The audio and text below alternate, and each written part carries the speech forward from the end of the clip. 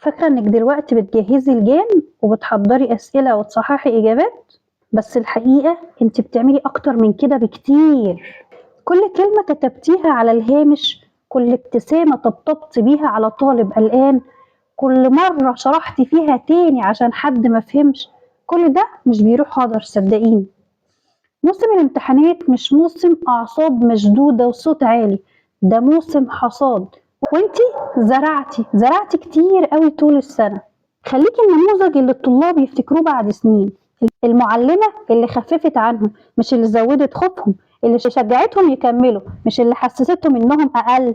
رسولنا الكريم قال ان الله يحب اذا عمل احدكم عملا ان يتقنه، وانت شغلك مش بس اوراق، انت بتتقني بناء قلوب صغيرة وعقول بتتفتح على الحياة. خدي بالك، ابتسامتك يوم الامتحان بتساوي عند طالب مرتبك أكثر من نموذج الإجابة نفسه، وكل مجهود بتبذليه له أثر باقي في قلوبهم قبل ما يبقى درجات على الورق.